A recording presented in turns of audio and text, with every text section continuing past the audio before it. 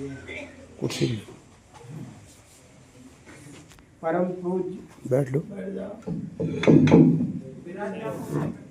जय गुरुदेव। आज दिनांक 11 फरवरी 2025 का दिन, और ये हमारी राजस्थान की जो टीम है यहाँ चल के आई है भरतपुर जिले से, और इसमें हमारे अलवर जिले से भी शामिल है। ये आप देख रहे हैं टीम हमारी है, करीबन 17 आदमी की टीम है। 1-2 और अभी अंदर रह गए हैं, आगे मत बढ़ो। और आप देख रहे हैं सामने हवाई गुब्बारा ये समय में लहरा रहा है। जय गुरुदेव सहकारी बनाइए, उसमें लिखा हुआ है सीधा।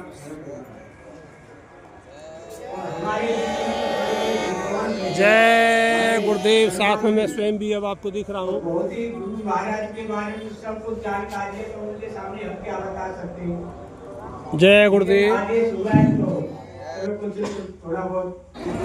काफी अच्छा समय मंच पर सज्जा भी ये गुरु महाराज ऐसे लगते हैं जैसे विराजमान हैं इस समय, और वास्तव में विराजमान हैं भी।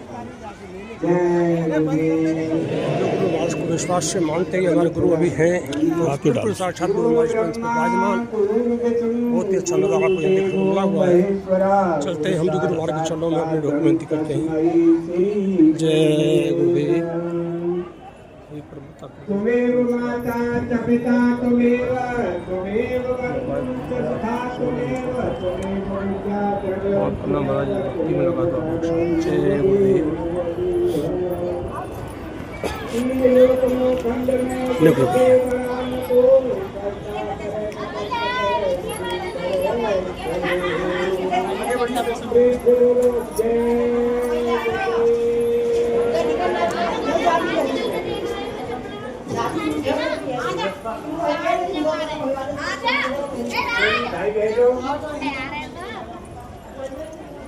यहाँ सब गुरु महाराज के प्रेमी हैं।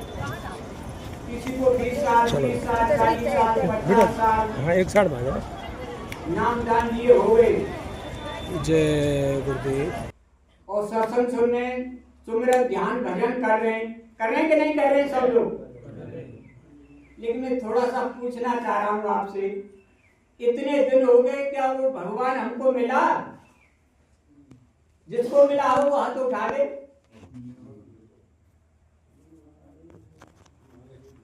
आप लोगों को विष्णु भगवान मिला ही नहीं, इसका मतलब गुरु महाराज का सत्संग सुना ही नहीं। अगर गुरु महाराज का सत्संग सुनते तो आप तुरंत हाथ खड़ा कर देते। और हो सकता है अब नहीं मिला है तो भगवान तो बड़ा मुश्किल है, मिलना भी बड़ा मुश्किल है। गुरु महाराज ने डंका की चोट पर कहा, अरे बच्चा ये जय गुरुदेव नाम किसका? प्रभु का। और तुम जय गुरुदेव बोलोगे तो मैं मिलूंगा। क्या कहा? मैं मिलूंगा। और ये जय गुरुदेव नाम किसका? प्रभु का। तो वो कौन हुए? भगवान हुए। फिर भी कह रहे हमें मिला ही नहीं। कितनी अचंभे की बात है। अभी तक हमने सत्संग सुना ही नहीं, वो सुना भी तो इधर से सुना इधर निकाल दिया। इतनी तो देर हो रही है, हमें अभी तक गुरु महाराज को भगवान माना ही नहीं।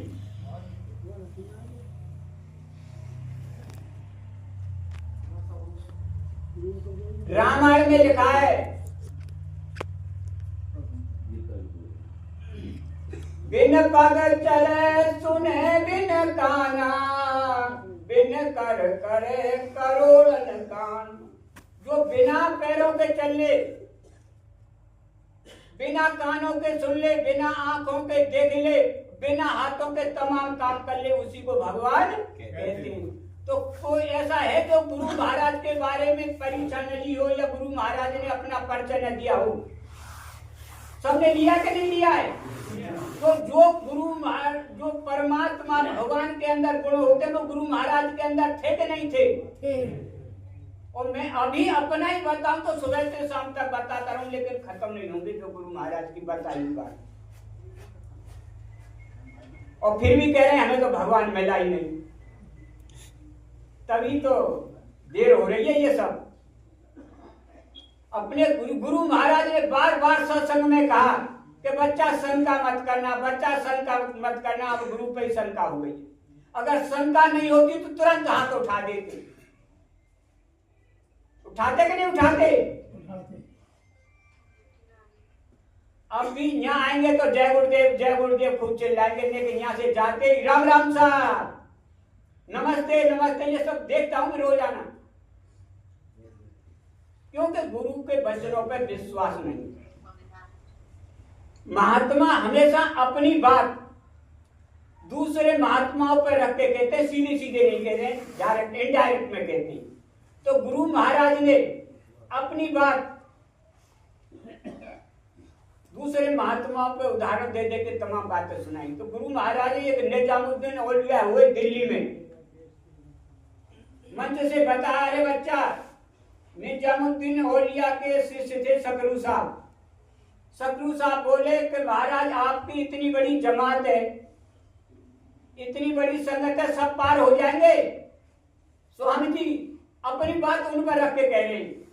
तो गुरु महाराज बोले, अरे बच्चा, जो मुझ में, गुरु महाराज जो मुझ में और उस खुदा में कोई अंतर नहीं समझेगा वो तो सब होंगे पार। जो मुझे इंसान और आदमी समझेंगे वो कोई पार नहीं होगा।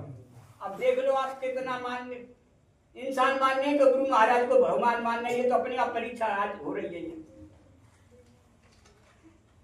मैं कोई आलोचना करने नहीं आया हूं, जो गुरु महाराज के वचन वही बता रहा हूं। आज तक सतयुग से लेके अब तक इतनी बड़ी शक्ति जो गुरु महाराज लेके आए अभी तक कोई नहीं आए। जितने संत आए उन्होंने केवल आध्यात्म का प्रचार और जीव आत्मा की संभाल का काम किया। ये किया और कुछ किया? जितने संत महात्मा आए नामदान देके जीव आत्मा की संभाल का काम किया और जो है उनको घर पहुंचाने का काम किया। ये किया ना जी।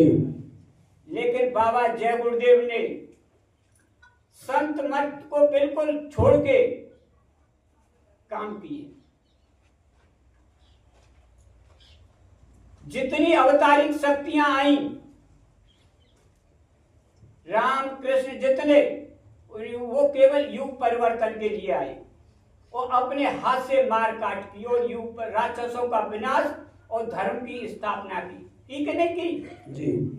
लेकिन किसी अवतारी राम कृष्ण ने, लोगों ने कहा, उनसे भी उनके पास रहने वालों ने कि महाराज आप जा रहे हैं तो हमको भी अपना धाम ले चलो। कि भाई सब बात सही है, यही हमारे बस का काम नहीं है। इसके लिए तो पहुंचे हुए महात्मा के पास जाना पड़ेगा, योग करना पड़ेगा, तब हमारे धाम जा सकते, क्योंकि हमने भी योग किया है, हमने भी गुरु बनाया। लेकिन बाबा जय गुरुदेव डंका की चोट पर कह रहे हैं, मैं युग परिवर्तन करने आया हूं, युग परिवर्तन करके जाऊंगा। कोई माई का लाल मेरे काम को कोई रोक नहीं सकता और मेरे काम को कोई दूसरा कर नहीं सकता। तो ये काम अवतारी शक्ति का है, संतों का है? ये काम संतों का, ये काम अवतारी शक्तियों का है, राक्षसों का विनाश और धर्म की स्थापना। और संतों का काम क्या है कि हम आए वही देश से जहां तुम्हारो धाम और तुमको घर पहुंचाना एक हमारो काम। ये संतों का काम है। लेकिन आज तक संतों ने अवतारिक शक्तियों का काम नहीं किया, अवतारिक शक्तियों ने जो संतों का काम नहीं किया। लेकिन बाबा जय गुरुदेव दोनों पार्ट अदा कर रहे, युग परिवर्तन का भी काम कर रहे हैं और संतों का भी जो काम है उसको भी कर रहे हैं। आज तक किया। जो राम राक्षसों, जो उस समय राक्षस वृत्ति ज्यादा फैल रही थी, पहले तो जो है गुरु महाराज ने कहा कलयुग में कलयुग जाएगा, कलयुग में सतयुग आएगा। कहा कि नहीं कहा? मैं युग परिवर्तन करने आया हूं, युग परिवर्तन करके जाऊंगा। स्वामी जी ने कहा कि नहीं कहा? कहा था। जाने से पहले चाहे सूरज पूरब में निकलना बंद कर दे, पश्चिम में निकलना शुरू कर दे, ऐसा हो सकता है, लेकिन मेरी कही हुई बात इधर से उधर नहीं हो सकती। बहुत से लोग बाग लगाते हैं लेकिन फल नहीं खा पाते, लेकिन मैंने जो बाग लगाया उसका फल खा के जाऊंगा।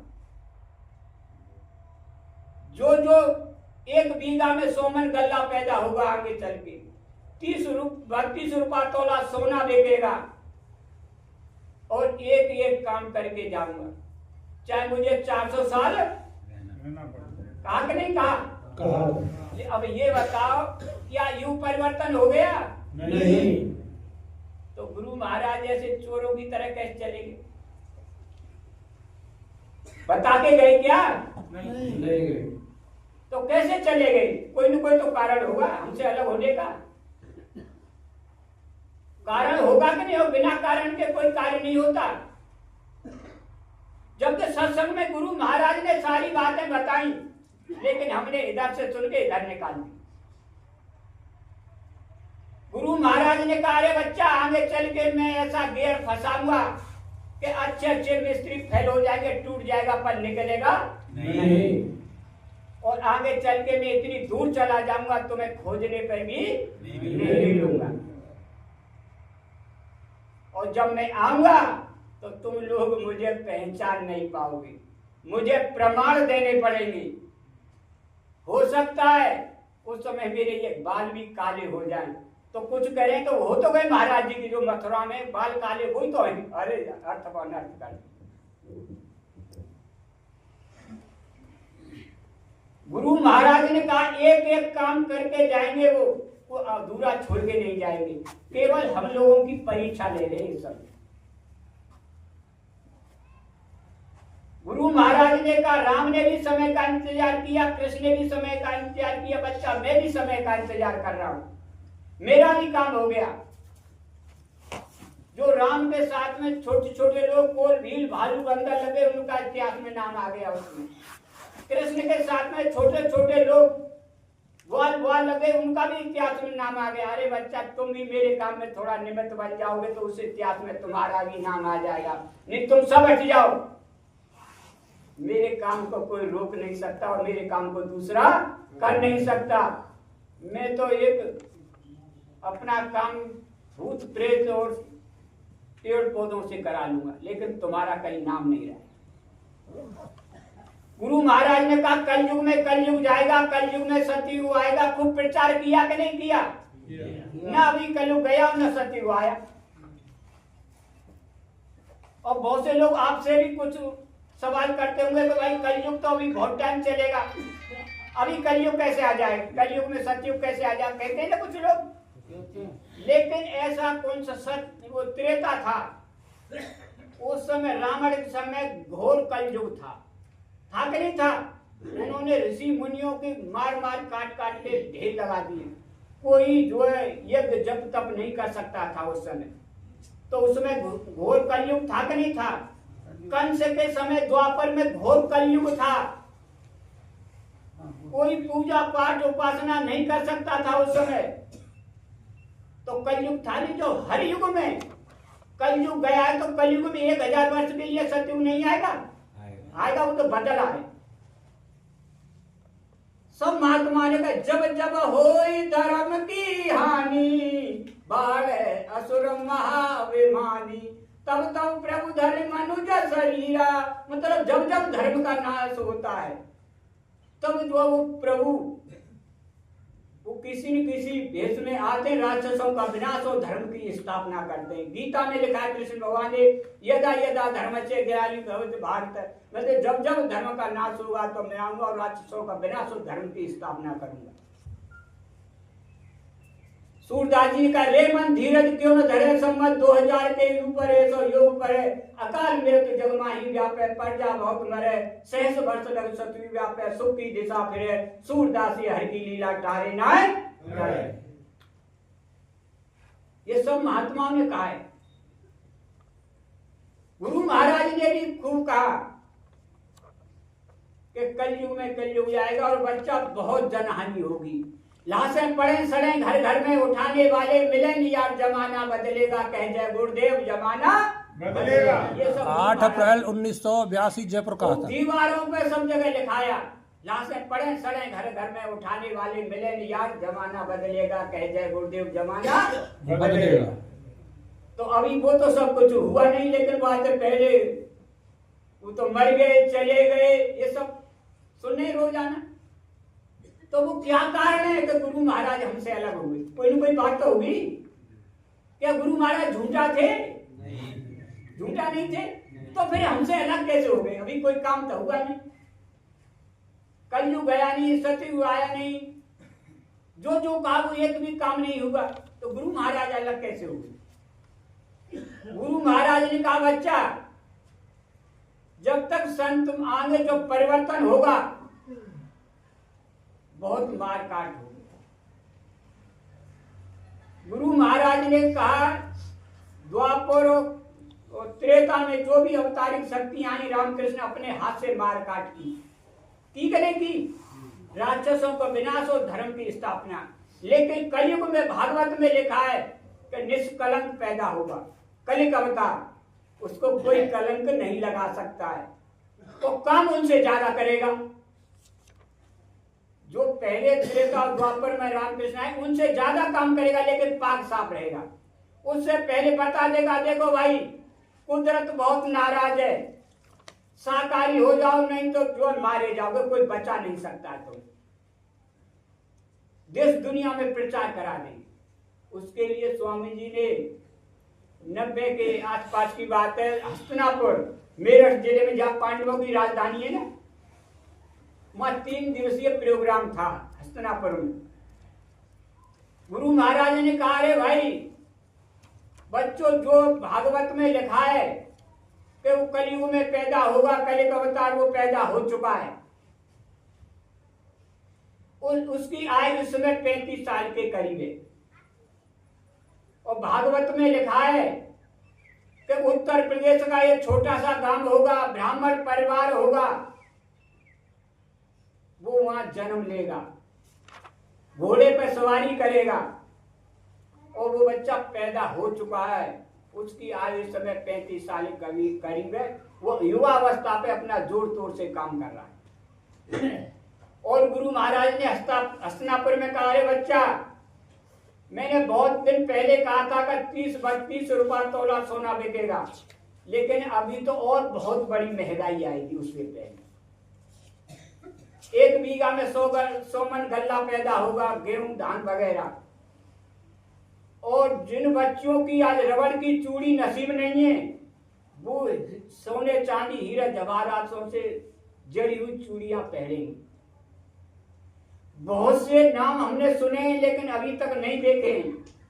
हीरा, पन्ना, लाल, पुखराज, मणि, सब ये नाम सुने हैं लेकिन देखे नहीं हैं। गुरु महाराज का ये पृथ्वी पे जो पाप कर्म हो रहे वो सब छुपा रखें, लेकिन समय आने पर ये सब उगल देंगे।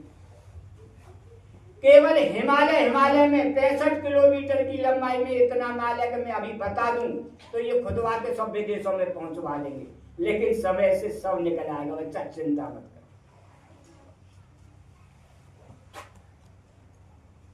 तो आपको भी शंका हो रही है, हमको भी शंका हुई कि हम तो गुरु महाराज को ही समझ रहे थे कि ये नहीं, हमें जगह जगह लिखते हैं युग परिवर्तक परम संत बाबा जय गुरुदेव जी महाराज लिखते थे ना, प्रचार करते। लेकिन अब ये कह रहे हैं वो तो 35 साल की उम्र है। वो कौन है? एक मुरादाबाद के टाट वाले बुजुर्ग थे, मैं कुटिया में, हम भी थे कुटिया में। तो मैंने सत्संग के बाद उनसे पूछा कि चाचा ये बताओ, हम तो गुरु महाराज को ही अब तक मान लेते कि यही अवतारी शक्तियां जो कुछ है सब कुछ यही है, यही युग परिवर्तन करेंगे। वो कौन है जो स्वामी कह रहे हैं अभी कि उसकी आयु 35 साल के करीब है, वो युवा अवस्था पे जोर तोड़ से काम कर रहा है? तो बोले अरे भैया यही तो नहीं, ये कैसे हो जाएंगे? इनकी उम्र है और जो स्वामी जी बताए वो उम्र कैसे? कि देखो हमारे संत मत के हिसाब से जिस दिन से हम नामदान लेते हैं वही उम्र संभाली जाती है, उस दिन से पहली कोई उम्र नहीं संभाली जाती। तो जो है दादा गुरु के यहाँ उत्तर प्रदेश का छोटा सा गांव सिरोली, अलीगढ़ जिले में इलास तहसील में ब्राह्मण परिवार में नामदान दिया, तब से संभाल लो, इतना ही समय तो बैठ रहा। वही तो है, सिद्ध हो गई। परिवर्तन उनको करना है। और तो अब जो है परिवर्तन हुआ नहीं, बात फिर वहीं घूम के आती है तो गुरु महाराज हमसे अलग हुए कैसे? गुरु महाराज ने कहा जब भी युग परिवर्तन होता है तो बहुत जनहानि होती है। स्वामी जी बहुत पहले से सत्संग में बोल रहे थे कि बच्चा आगे गृह युद्ध, विश्व युद्ध, महामारी, बीमारी, सूखा, अकाल, भूकंप, 100 फीट इमारतें उड़ती हुई नजर आएंगी, महानगर जो पानी में बतासे की तरह घुलते हुए नजर आएंगे। ये कुदरत का खेल होगा, क्योंकि रामकृष्ण ने जो कहा किया वो कुदरत ने चाहा वो उनसे करवा लिया, लेकिन ये कुदरत से कराएंगे, आप पाक साफ रहेंगे। इनको कोई जो है दोषारोपण नहीं लगा सकता कि इन्होंने ऐसा मार काट की, पाक साफ रहेंगे। लेकिन उससे पहले बता देंगे देखो बच्चा है, कुदरत नाराज है, होशियार हो जाओ। और उससे पहले क्या कह रहे हैं कि जब तक संत महात्मा बोलते और डोलते रहेंगे काल भगवान कुछ नहीं कर सकता। क्या कह रहे हैं कि जब तक संत महात्मा बोलते और डोलते रहेंगे काल भगवान कुछ नहीं कर सकता। जब वो बोलना और डोलना बंद कर देंगे जब काल अपना काम करेगा। तो स्वामी जी ने कहा अब तो मुझे साइड से होना पड़ेगा, अब तो साइड से होना पड़ेगा। और उससे पहले भी रामकृष्ण को भी साइड से होना पड़ा। राम जो है राक्षसों का विनाश और धर्म की स्थापना करने आए त्रेता में, और जब उनके राज तिलक की तैयारी हो रही थी राम की, तो राम बोले कि मैं जिस काम के लिए आया हूं वो काम तो मेरा हुआ ही नहीं। मुझे राजा बनाया जा रहा है तो मेरा काम तो सब रह जाएगा। भाई मैं तो राक्षसों का विनाश और धर्म की स्थापना करने आया हूं, मैं राज करने थोड़ी आया हूं। तो अब क्या करना चाहिए, अब तो कोई कोई नाटक करना चाहिए। उन्होंने सोचा कि ऐसा कौन सा है जो मेरी मदद करे, जो मैं कहूं उसके अनुसार काम करे। भाई जब नौटंकी होते सब पाठ अदा होते हैं ना उसमें। तो राम ने सोचा कि एक केकई माँ ऐसी है जो मैं कहूंगा वो ही मेरा काम करेगी और कोई नहीं। वो आध्यात्मवादी भी थी और राम को बहुत मानती थी। राम चुपके से केकई के पास बोले कि माँ मेरा काम तुम्हें करना पड़ेगा। क्या कि नहीं तुम वचन दो मुझे कि जो मैं कहूँ वो मानोगी कि हाँ वचन देती हूँ। अरे माँ इसमें बड़ा कष्ट होगा। क्या कि हो सकता है तुम विधवा भी हो सकती है मेरे काम में, और आगे चल के ऐसा भी हो सकता है कि माँ तुम्हारा नाम कोई अपने बच्चों का नाम नहीं रखेगा कि कहीं आगे चल, ये भी तुम्हारे ऊपर दोषारोपण लगेगा। तो केकई बोली मैं पूरी तरह तैयार हूं तुम्हारे काम के लिए। तो उन्होंने ये कहा कि देख माँ पहले तुमको जो पिताजी ने तुम्हें वरदान दिए वो वरदान मांगने पड़ेंगे। क्या कि 14 साल के लिए मुझे वनवास और मेरे भरत छोटे भाई भरत को राज, ये मांगो कि बेटा ऐसे कर सके। नहीं ये तो तुम्हें वचन दिया है और वही हुआ कि कहीं वही किया है जो राम ने कहा। और 14 साल वही योग किया। ये चाट जूट पहन के वो दंड कठिन चढ़ाया तन जब जूट बांधे सोई। यही जूट धारण करके 14 साल तपस्या की, योग किया, सीता को साथ लेके और राक्षसों का विनाश किया कि नहीं किया? किया। कृष्ण ने भी उसी तरह किया। कुछ दिन के लिए मथुरा से वो भी गायब हो गए, वो तो मर गए चले गए। तमाम जैसे गुरु महाराज के बारे में हो रहा है ना, कृष्ण के वो तेरे भी बेले भी सब हो गई थी, लेकिन बाद महाभारत हुआ ये सब। अब गुरु महाराज भी ये सब केवल हम लोगों की परीक्षा ले रहे। देखो ये क्या करते हैं।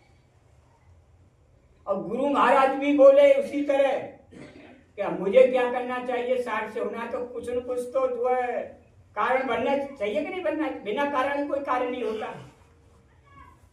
तो गुरु महाराज ने उससे पहले बहुत कुछ कहानियां कही कि जो मैं कहूंगा ये उल्टा करेंगे।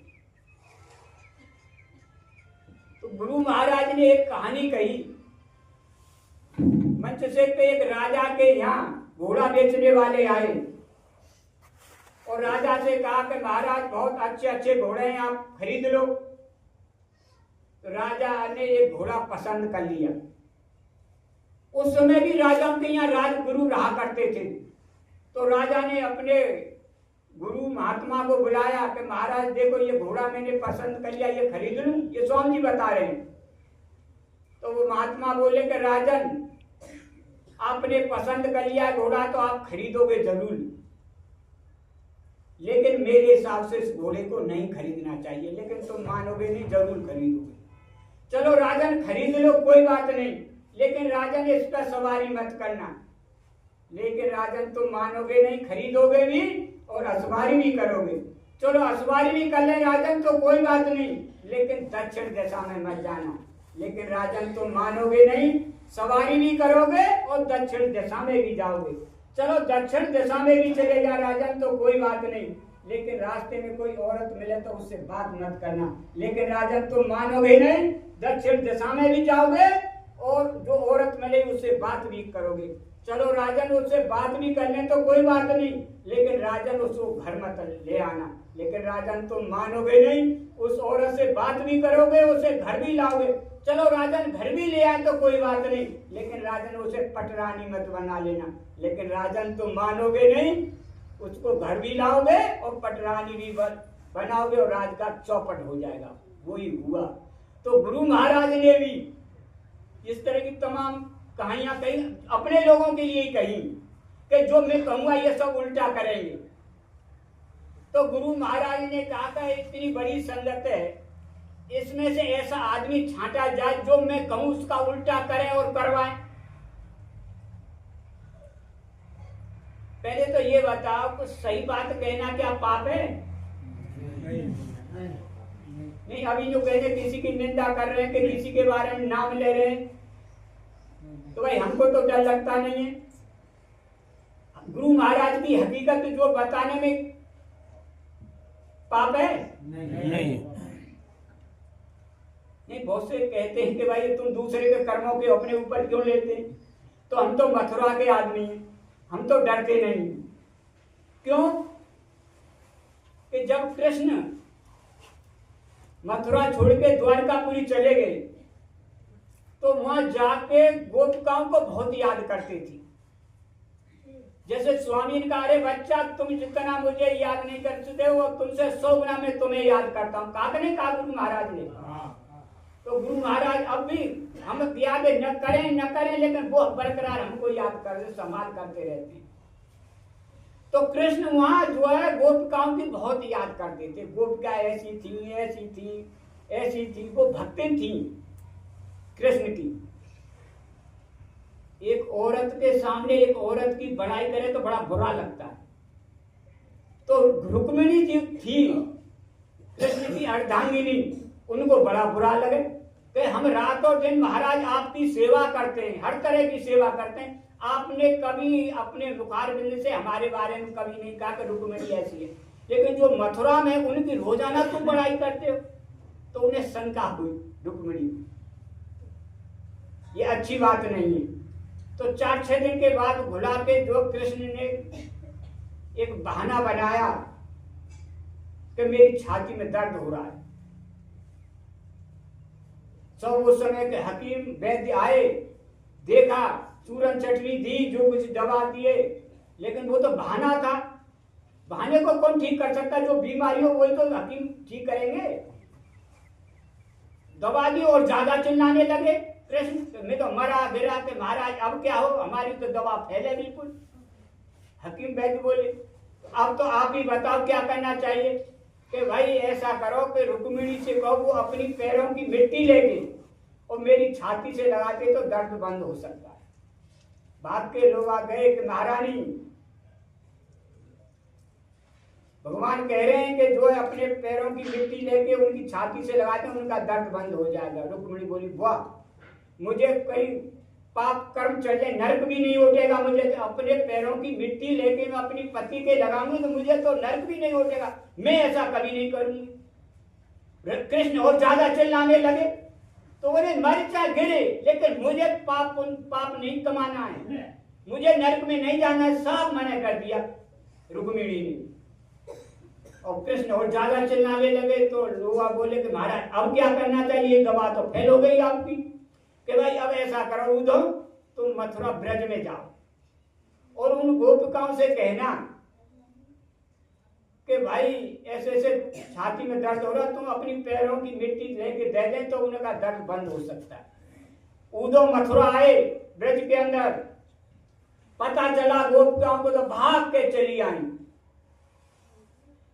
कि भैया हमारे कान्हा के बारे में बता, भैया हमारे कान्हा के बारे में बता, कि कान्हा तुम्हारा मर रहा है, कहा है वो, तो वो छाती में दर्द है बहुत जोर से, और वहां ने कही अगर वो अपनी पैरों की मिट्टी दे दें गोपिका तो मेरा दर्द बंद हो सकता है। अरे भैया चाहे हम नरक में जाए चाहे बाहर में जाए तो हमारा कान्हा ठीक होना चाहिए, ले जा तुम चली जितनी ले जा। वो तो बहाना था, तो वो आए, वो तो तुरंत वो तो ठीक होना ही था, ठीक तो थे ही। तब उन्होंने कहा देखो, उन्होंने नरक और स्वर्ग की तो चिंता की नहीं, तो भैया हमें चाहे नरक वो चाहे बाहर में जाए, लेकिन हम तो गुरु महाराज की हकीकत बताएंगे, जो गुरु महाराज के साथ इन लोगों ने किया। तो गुरु महाराज ने कहा कि देखो ऐसा कोई इतनी बड़ी संगत में कौन सा आदमी है जो मैं कहूं उसका उल्टा करे और करवाए। तो डॉक्टर के मिश्रा को छांटा गुरु महाराज ने, नाम सुना होगा, कुछ ने देखा भी होगा, दिल्ली में जो रहते डॉक्टर के मिश्रा, और बुलाया कि डॉक्टर साहब अपनी कलम और डायरी लाओ, लाए कि लिखो कि कभी भी किसी भी परिस्थिति में मेरे कोई इंजेक्शन मत लगवा देना। लिख लिया, लिख लिया, और लिखो कभी भी किसी भी परिस्थिति में मेरे शरीर में कोई उस तरह मतलब चीड़ फाड़ मत करवा देना। लिख लिया, लिख लिया, और लिखो कभी भी किसी भी परिस्थिति में मेरे शरीर में किसी का ब्लड मतलब खून मत चढ़वा देना। लिख लिया, को लिख लिया, और लिखो अगर ऐसा करोगे तो मैं चला जाऊंगा। क्या कहा? अगर तुम ऐसा करोगे तो मैं चला जाऊंगा। अपनी दवाई अपने आप, भैया थोड़ी देर बाद आना भैया इधर थोड़ा। कहा कि तुम जो है अगर ऐसा करोगे, भैया ना नहीं तुम उधर प्रणाम कर लो, उधर इधर मत आओ, तुम दूर से कर लो भाई। जय गुरुदेव, बस बस, जय गुरुदेव, जय गुरुदेव। स्वामी का अगर तुम ऐसा करोगे तो मैं चला जाऊंगा। बोले ये तो बढ़िया दवा मिली, इससे बढ़िया दवा क्या है? तो यह काम है तो हम जरूर ही करेंगे। और वेदांता हॉस्पिटल में जो जो गुरु महाराज ने मना किया वो सब काम वेदांता हॉस्पिटल में लोगों ने किया।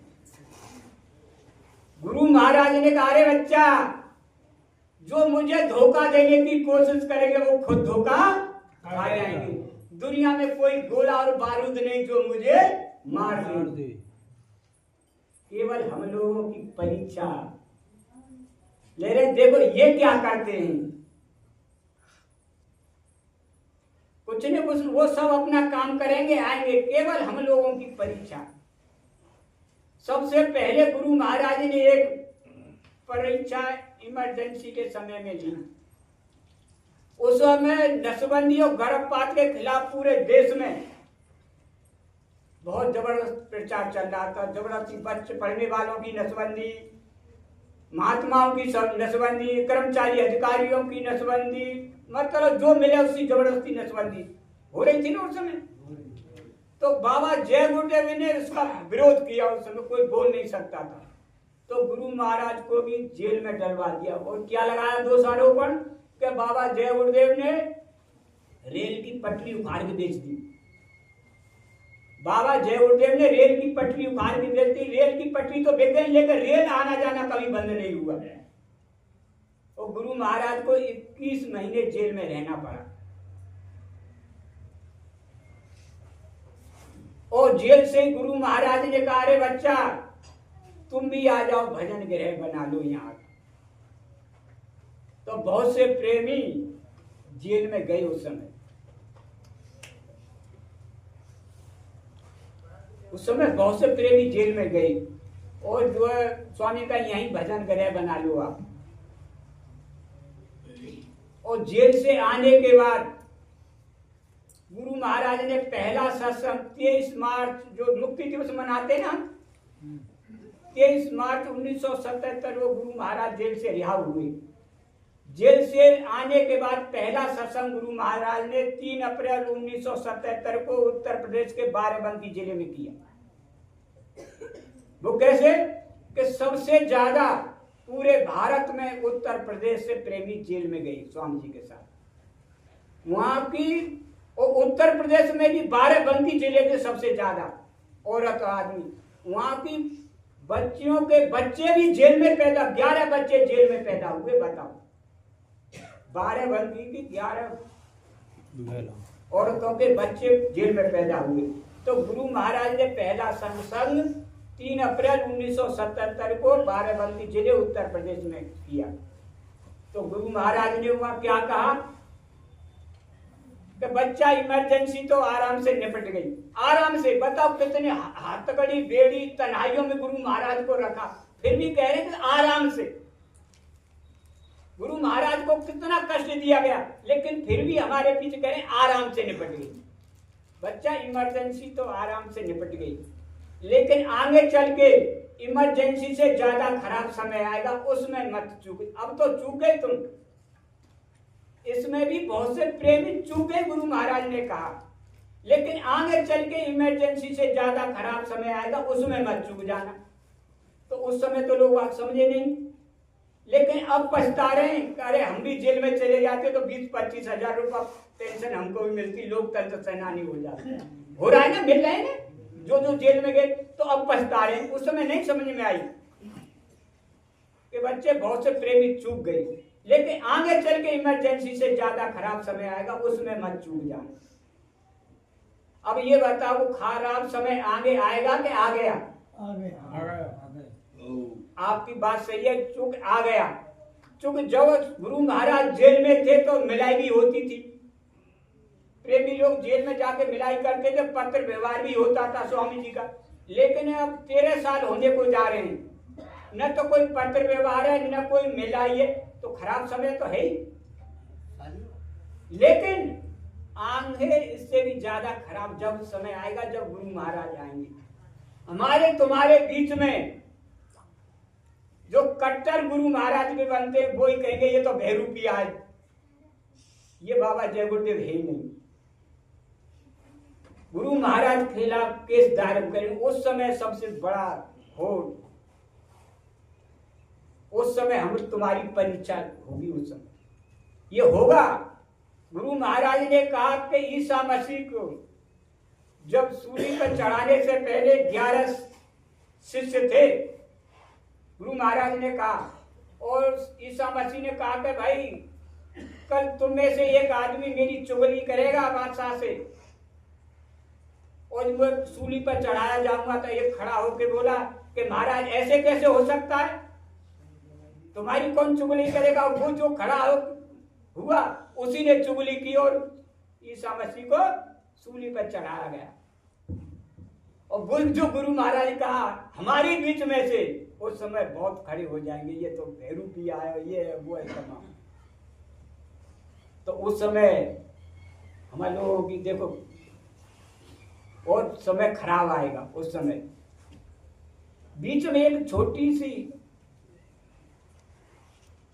ये बताओ, जब गुरु महाराज जेल में गए, जिस पार्टी ने गुरु महाराज को जेल में डाला उस पार्टी को आज तक सत्संगी वोट दे रहा है?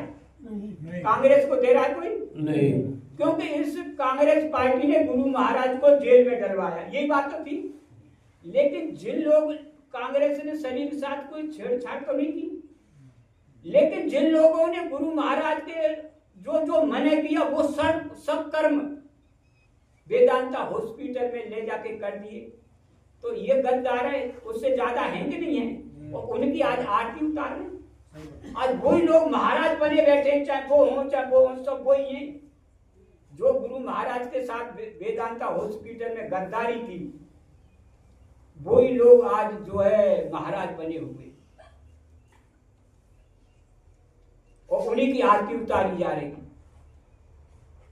एक बीच में और छोटा टेस्ट लिया गुरु महाराज, पर आश्रम गुरु महाराज के आसपास रहने वालों का ही, हमारा तुम्हारा नहीं लिया।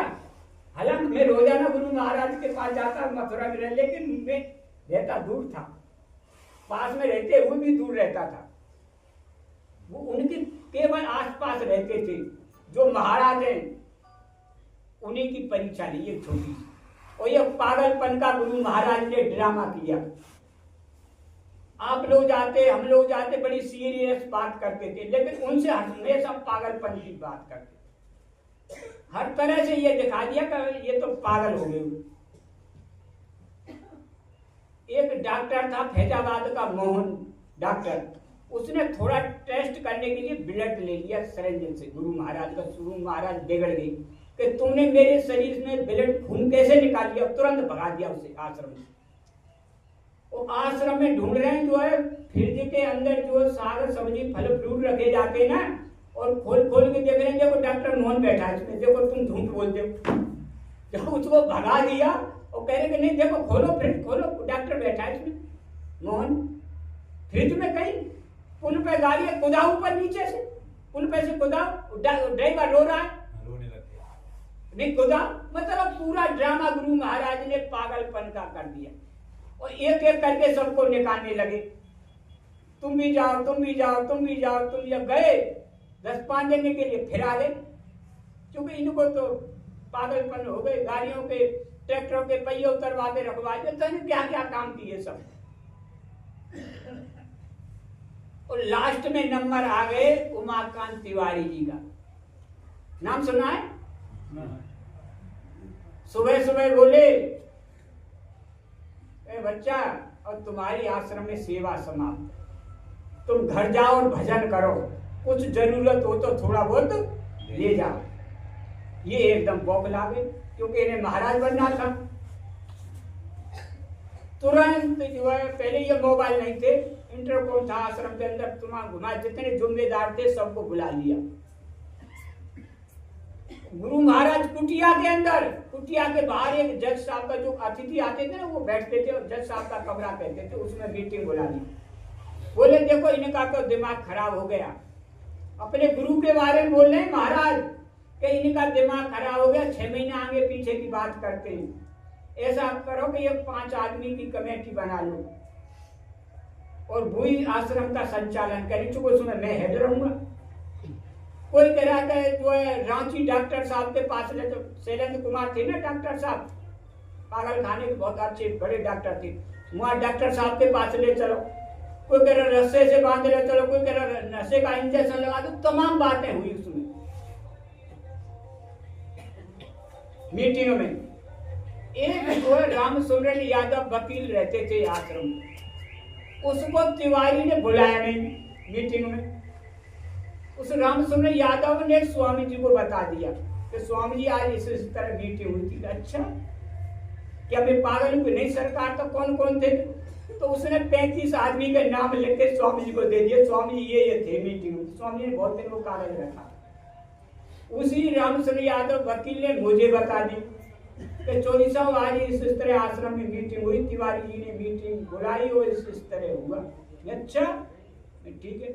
मैं दूसरे दिन आया, शाम को 4:30 पौने 5 बज रहे होंगे। संस्था कार्यालय ना मंदिर के सामने रोड पे संस्था कार्यालय, तो गेट के सामने रामकिशन दद्दू, भुलई काका, श्रीवास्तव, पप्पू मंच, लक्ष्मण प्रधान, वो गजेंद्र टाट बेचता है, ये भट्ट जी थे कांटोर, मतलब 20 आदमी बैठे उसमें। मैंने जानबूझ के गलती की, एक ही आदमी से जय गुरुदेव की, जबकि यहाँ बैठे सबसे जय गुरुदेव करनी चाहिए। मैंने केवल एक रामकृष्ण दद्दू से जय गुरुदेव की, चूंकि वो हेड था, वो भी उसी लिस्ट में था सब। मैं दद्दू जय गुरुदेव, दद्दू खुश हो गया कि तो ऐसा हुआ, अपने पास सोफा बैठा लिया। मैंने कहा मैं दद्दू एक बात बताओगे? कि हाँ पूछो। मैंने ये बताओ, जो कल तक जिसको भगवान मानते ये भगवान, आज भगवान पागल है वो? जब भगवान ही पागल है जाओ तो हमारा का होगा, ये बता। बोला अरे भाई चौधरी साहब हमारी समझ में कुछ नहीं है। चुप, वो सब वही थे जो स्वामी का जाओ अपने घर। अरे चौधरी साहब हमारी समझ में कुछ नहीं आ रहा है। मैं सुंदर तू न तो ये पागल और न ये बीमार, केवल हमको जो है ये गुमराह कर रहे हैं। मैंने कहा था कुछ और भाषा, लेकिन यहाँ नहीं कहूंगा। ये केवल हमको गुमराह कर रहे हैं और हम लोगों की परीक्षा ले रहे हैं कि जो है देखो इनको मेरे ऊपर कितना विश्वास है। जो हर सत्संग में स्वामी जी का बच्चा शंका मत करना, शंका मत करना, तो गुरु पे ही शंका के तो पागल हो गए। मैं दद्दू न तो ये पागल और न बीमार, केवल हम लोगों की जो है गुमराह करे, हमारी परीक्षा ले रहे हैं। देखो इन लोगों को कितना विश्वास हो गया। अरे भाई हमारी समझ में कुछ नहीं आ रहा। बोले कि हमारी समझ में आई नहीं कि उनकी समझ में कुछ नहीं। भाई साहब 5-6 मिनट होंगे, इतने में तो स्वामी जी आ गए। वो तो सुनने सब, अब यहाँ हमारी चर्चा हो रही, वो सुनने नहीं, सब सुनने आके जो है संस्था कार्यालय के सामने गाड़ी खड़ी कर दी। इतनी लंबी हरी डंडी हाथ में लगे, सब लोग भागे, स्वामी जी आगे, स्वामी जी आगे, हम भी पीछे खड़े हो गए। तुम्हारे जितने थे सबको धीरे धीरे स्वामी जी ने दृष्टि डाल के देखा। जो मेरी तरफ नजर गई तो मेरे जो सामने खड़े थे डंडी से इशारा किया, वो हट गए तो मेरी तरफ इशारा किया। और मैं आज नंबर, देखो मैं अपनी कमी बता रहा हूँ, आज नंबर आएगा भाई। बहुत दिनों से बच रहे तो मैं इतनी दूरी बना के खड़ा हो, डंडी ना तो मैं अपनी कमी बता रहा हूँ। डंडी ना जाए इतनी दूरी बना के खड़ा हो, वो काम आने फिर इशारा करे मार लेंगे, यहाँ फायदा होगा, बिल्कुल पास पहुंचो। बोले कि बहुत बोलते हो तुम, चुप। सबके सामने डांट लगाई कि बहुत बोलते हो तुम, चुप। भैया को अर्थ समझ आया? यही तो था कि इनको तुम क्या समझ जा रहे हैं, इनकी समझ में कुछ नहीं आएगा, यही तो बात थी। आज वही महाराज बने। गुरु महाराज ने कहा, अरे बच्चा किसी को कलयुग देखना है तो आश्रम में आके देख लो। कहा कि नहीं कहा? और फिर वो आप हम सब लोगों को शंका होती है, गुरु महाराज को पता है कि दुष्ट प्रवृत्ति के आदमी यहाँ आश्रम में रह रहे हैं तो इनको भगा क्यों नहीं रहे? होता है ना ऐसा? जब उनको पता है कि ऐसे ऐसे गलत आदमी आश्रम में रह रहे तो भगा देना चाहिए, आते ही ना विचार।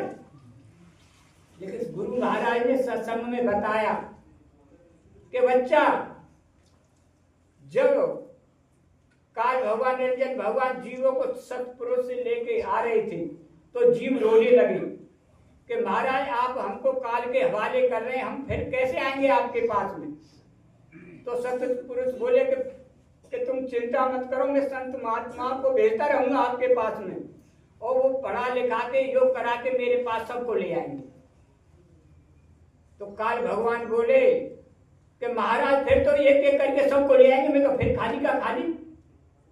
मेरी 3 बात और माननी पड़ेगी। वो कौन सी? ये गुरु महाराज सत्संग में बता रहे मंच से कि वो कौन सी? कि महाराज पहले तो आपके जितने जीव जाए मेरे यहाँ मृत्युलोक में, उन्हें पुनर्जन्म की याद रहे एक बार। दूसरा, आपके जो महात्मा जाए हमारे यहाँ संत, वो कोई चमत्कार न दिखाए, नहीं तो चमत्कार दिखा दिखा के ले आएंगे, ये मत। तीसरा महाराज मेरे भी कुछ काल के जीव उनके पास रहेंगे, वो उन्हें भगाए नहीं। अब ये बताओ, जो वरदान दे के आए नहीं भगाएंगे तो उन्हें कैसे भगा देंगे? आज वही महाराज सब बनने। सुबह हमारे शर्मा जी ने यहाँ बता रहे थे, हमको बहुत सत्संग सुनाया, सुबह बैठा के ये सारी बातें बताई शर्मा जी ने। तो बताओ वो कैसे जो है भगा देंगे, जो वरदान दे के आए कि नहीं भगाएंगे? और वो ही सब लोग थे और कह रहे हैं, अरे वो तो अधूरे थे बाबा जय गुरुदेव, हम तो पूरे हैं। चुप। तो बाबा जय गुरुदेव ने कभी टोका नहीं उनको, तुम क्या कर रहे हैं, उल्टा सीधा क्या नहीं कर रहे हैं। तो वो समझ रहे हैं कि हम चोरी भी कर रहे हैं, गलत काम कर रहे हैं आश्रम के अंदर। बाबा जो ये हमको टोक ही नहीं रहे, इसका मतलब इनकी दिव्य दृष्टि खुली है, न इनको कुछ ज्ञान है। अगर बताने लग जाए तो एक भी रुकेगा वहां। हमारे अवगुणों के बारे में गुरु महाराज बताने लगे तो एक भी रुकेगा, वहां भाग जाएंगे सब। या जो देवताओं के पास लोग जाते हैं और देवता उनके बारे में बताना शुरू करते, कोई जाएगा देवताओं के पास में? नहीं जाएगा। तो वो कह रहे जब इनको कुछ पता ही नहीं है हमारे बारे में, तो ये अधूरे थे, हम पूरे, हमको सब पता है। और यहाँ आश्रम में कोई गलत काम करेगा तो हम सबको भगा देंगे। वो तो ऐसे थे, उनको पता नहीं था। बताओ, पूरे को अधूरा कर बता रहे ये खेल। ये बताओ, आप लोग, हम जो भी जाते हैं कुछ न कुछ रुपया डेली गुरु महाराज को देते कि नहीं देते? देते। लेकिन जो काल के एजेंट थे, जितने भी गुरु महाराज के पास आश्रम पर रहते, सब रोजाना लेते थे, डेली बेसिस, मंथली नहीं। एक तो महीने वाला नौकर होता है, एक परमानेंट होता है, एक डेली बेसिस वाला। डेली बेसिस कोई 1000, कोई 1500, कोई 10,000, कोई 5,000 डेली लेते थे। आज वही महाराज है। ये इतिहास है। और इसी बात पर बहुत से प्रेमी कहते हैं तुम तो उनके कर्मों को अपने ऊपर लाते हैं। जो सही बात कहने में कर्म लदेंगे, जो हमसे मने करते हैं तुम उनके बारे में मत कहो। वही मीराबाई को जहर दिया गया, संत तमरेज की खाल खींच ली गई, ईसा मसीह को सूली पर चढ़ाया, फिर और दूसरे महात्माओं के बारे में क्यों बोलते हैं? उनके कर्म नहीं चढ़ेंगे, लेकिन गुरु महाराज की हकीकत बताने में कर्म चढ़ जाएंगे।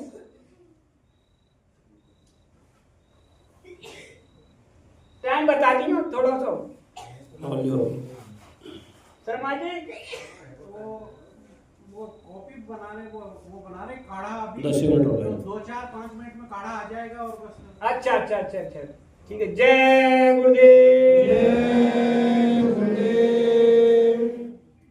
देखो, हमको तो हर तरफ प्रैक्टिकली गुरु महाराज ने सारी बातें बताई।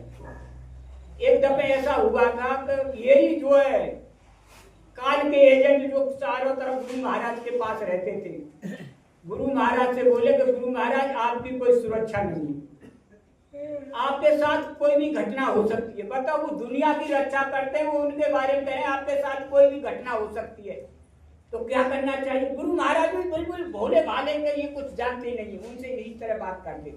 तो क्या करना चाहिए कि स्वामी जी आपको बॉडीगार्ड रखने चाहिए या पुलिस रखनी चाहिए? अच्छा, तो मुझे बॉडीगार्ड रखने चाहिए। हाँ स्वामी जी, ठीक है ठीक है। तो काफिला जाने वाला था, तो मुझे बुलाया। मेरी एक बंदूक जब तक गुरु महाराज आश्रम पे रहे, जब तक मेरी गुरु महाराज के पास रही, एक घर पे थी, 2 लाइसेंस थे, हम दोनों भाई। मुझसे गुरु महाराज बोले, अरे बच्चा ये बताओ तुम्हारी बंदूक का लाइसेंस ऑल इंडिया का है या डिस्ट्रिक्ट का? मैं स्वामी जी ऑल इंडिया का है। तो बन गया काम। काफिले में तुम्हें अपनी बंदूक लेके मेरे साथ चलनी है और तुम्हें मेरी सुरक्षा करनी है। मैं वाह गुरु महाराज, मैं आपकी सुरक्षा करूंगा, आप दुनिया की सुरक्षा करें, मैं आपकी करूंगा। कि चुप, ज्यादा बोला मत करो, बहुत बोलते हो तुम। हम चुप पड़ गए। फिर बोले ऐसा करो, 2-3 आदमी और देख लो जिनके पास ऑल इंडिया के लाइसेंस हो। ठीक है, मैंने 3 आदमी और मैं स्वामी जी दृष्टि दी, ये आदमी के देख लो, उनके लाइसेंस ओरिजिनल या डुप्लीकेट है। मैं स्वामी जी ओरिजिनल है। ठीक है। तो गुरु महाराज ने टाटा सफारी 14-15 लाख की नई गाड़ी खरीद के दी और ड्राइवर दिया, तुम इस गाड़ी में चलोगे और तुम्हारी गाड़ी मेरी गाड़ी के पीछे रहेगी और तुम्हें मेरी सुरक्षा करनी पड़ेगी। और वाह, हम भी वीआईपी बन गए। और गुरु महाराज की गाड़ी के पीछे हमारी गाड़ी, जो सामान आए फल फ्रूट रखे रास्ता में रख दो पीछे गाड़ी, तो हमारी गाड़ी खुल रहती। जो ये महाराज है शाम को लाइन लग के, अरे भाई उनको ठंडा दे दो, ये दे दो, वो दे दो, जो करते भाई। 2-3 दिन हो गए तो क्या होता है कि जो है एक जो अपने प्रेमी नैनीताल के वो आए, धर्म सिंह अंकल कहते थे, तुमने देख सुना हो धर्म सिंह टाट वाले। तो जितने स्वामी जी की आश्रम की गाड़ी चला रहे सब ड्राइवरों को 200 रुपया, और हमारे भी सुरक्षा वाले कैंप में आए और हमारे भी आदमियों को 200 रुपया, मुझे भी। मैं कहेंगे भाई कि नहीं स्वामी जी ने भेजा है, हमने ध्यान नहीं दिया, मैंने भी रख लिए पैसे। सुबह स्वामी जी लाइन से दर्शन दे रहे, मैं बंदूक लेके साथ पीछे बॉडीगार्ड बहाना था वो तो दिखाने में। और ये रंजन दुबे झोला लेके साथ। मैं दुबे से कहा कि दुबे ये बताओ कि जो है स्वामी जी ने जो है शाम को जो है पैसा भेजे, धर्म सिंह गया, वो काय के पैसा सब लोगों को दे के 200 रुपए? कि नहीं, वो तो हर काफिले में स्वामी जी के साथ जो चलते हैं सबको खर्चा पानी के लिए देते हैं, तो बहु 1000-1500 रोजाना मिलते थे। मैं काय के भैया नौकरी करवाए लाएगा? मैं बढ़िया खाने में लो, बढ़िया गाड़ी में ले जाओ, हम पैसे नहीं क्या जरूरत है, मैं नौकरी करवाए के लाई तो बात बुरी लगी, जो पैसा लेगा बात बुरी लगी ना, तो नहीं तो मरे कर दो स्वामी जी से, ठीक है।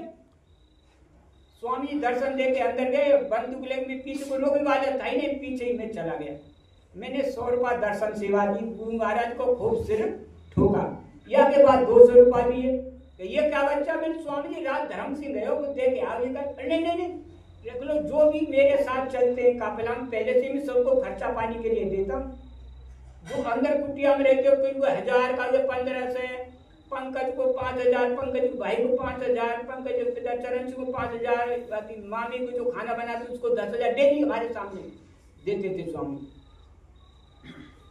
तो मैंने कहा स्वामी जी ये बताओ, नौकरी करवा भी लाए हैं, बढ़िया खानों में लो, बढ़िया गाड़ियों में, और पैसे नहीं क्या जरूरत है खर्चा की, कहीं नहीं रख लो। मेरी ना स्वामी, अगर नौकरी करवाने तो कब करवा, मैं तो घर जा रहा हूँ। और भैया ये सब कौआ खड़े वहाँ, ये बोले ये तो हमारे ऊपर था, सो आप करेगा जो मिल लो इतने दिन आते। तो स्वामी जी इनकी तरफ देखा, इनके मोहन लटक रहे तो फटाक झटकाते मुझसे पैसा ले लिए, लेके बोले जाओ मैं निकल गो। और मुझसे बोले कि अरे तुमने गुरु महाराज की दया ठुकरा दी, ये बोले। मैंने कहा जी बढ़िया भाई, जो गुरु महाराज दे रहे पैसा रुपया दे रही, उन पे तो कोई दया है नहीं, और जो रोजाना ले रहे दया तो उन पे भाई जितने उल्टे और मन खराब है वो भाई। रोजाना जो गुरु महाराज प्रेमी जा के पैसा देते हैं, रुपया दे रही, उन पे तो दया रही नहीं, और जो रोज ले रहे दया तो उन पे भाई। मैं जी भाई उल्टो काम है, मन इतना खराब है वो, भग चल यहाँ पे।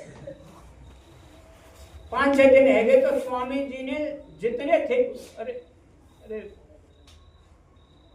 जय गुरुदेव, जय गुरुदेव। स्वामी जी जो भी कुटिया में थे, ये काल के एजेंट जितने थे सबको इकट्ठा कर लिया और बोले कि ये बताओ तुम सब लोगों को मैं खर्चा पानी के लिए जो देता हूँ, तुम सब खुश हो? तो सब बोले हाँ स्वामी जी हम खुश हैं सब लोग। फिर बोले तो देखो वो हमारा अनेक सिंह तो लेता नहीं, अब इन सबके पारे। जब स्वामी ने कहा कि देखो हमारा वो तो लेता नहीं मेरे बारे में कहा, अब इनके जो चेहरा लटक गए। मुझे बार बताया कि स्वामी जी ने ये कहा, मैं वाह गुरु महाराज, ये तो कहा हमारा।